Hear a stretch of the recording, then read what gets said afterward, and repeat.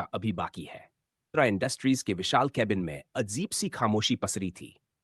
एक तरफ करोड़ों का मालिक विक्रम मल्होत्रा, दूसरी तरफ उसकी आंखों में आंसू और दिल में तूफान लिए खड़ा आर्व।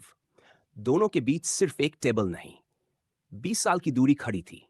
विक्रम ने धीरे से कुर्सी की ओर इशारा किया। बैठ जाओ। आर्व ने बैठने से इनकार कर दिया। मैं यहां बैठ नहीं, जवाब लेने आया हूं। विक्रम की आंखें झुक गई। सरिता कैसी है? यह सवाल सुनते ही आर्व का गुस्सा फूट पड़ा। वो अब नहीं रही।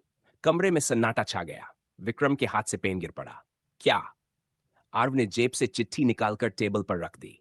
मरते दम तक वो आपका नाम नहीं भूली, लेकिन उसने आपसे नफरत भी नहीं की। आपने उसे अकेला छोड़ दिया, लेकिन उसने मुझे कभी अकेला नहीं छोड़ा। विक्रम की आंखों में नमी तैर गई। मुझे नहीं पता था कि तुम। झूठ। आरव चीखा। इतने बड़े आदमी को यह नहीं पता चला कि वो पिता बनने वाला है? विक्रम ने कांपती आवाज में कहा। मुझे बताया गया था कि उसने बच्चा गिरा दिया। मेरे परिवार ने, मेरी मां ने मुझे उससे दूर कर दिया। मैं कमजोर था। मैंने खोजने की हिम्मत नहीं की। आरव का दिल एक पल को ठहर गया। तो क्या सच में उसे सच्चाई नहीं पता थी? विक्रम ने दराज खोली। अंदर एक पुरानी डायरी और एक फोटो थी, सरिता की। मैंने कभी उसे भुलाया नहीं, विक्रम बोला। हर साल उसके जन्मदिन पर मैं मंदिर जाता था, लेकिन उसे ढूंढने की हिम्मत नहीं जुटा पाया। मैं डरता था कि कहीं वो मुझे माफ न करे।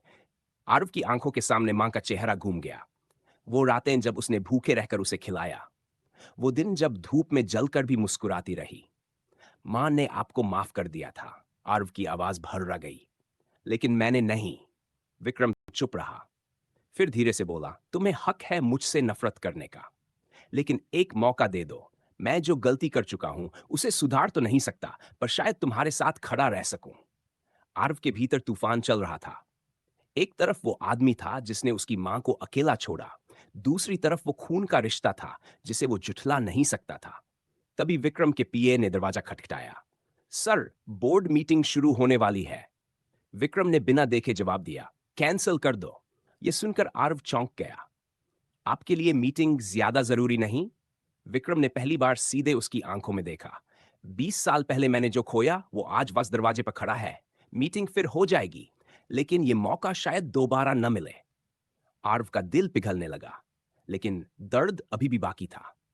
अगर आपको सच में पछतावा है, आर्व बोला, तो मां के नाम से एक ट्रस्ट बनाइए। उन औरतों के लिए जिन्हें समाज ने अकेला छोड़ दिया, ताकि कोई और सरिता चुपचाप आंसू न बहाए।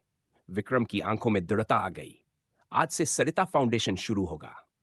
आरव ने पहली बार उन्हें पापा कहने की कोशिश की, लेकिन शब्द गले में अटक गए। वो मुड़कर जाने लगा। तभी विक्रम की आवाज आई।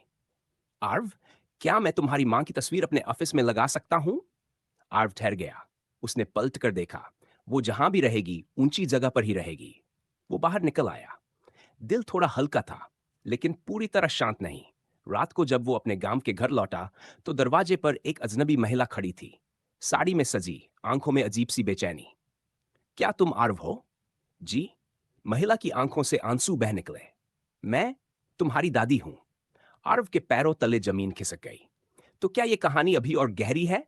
क्या उसकी दादी ने ही उसकी मां को अलग किया था? और अब वो इतने साल बाद क्यों आई है? अगले भाग में दादी का सच जहां खुलेगा एक और राज, जो मां की ममता को एक नई रोशनी में दिखाएगा। कहानी अभी खत्म नहीं हुई। ममता की जड़ें बहुत गहरी होती हैं।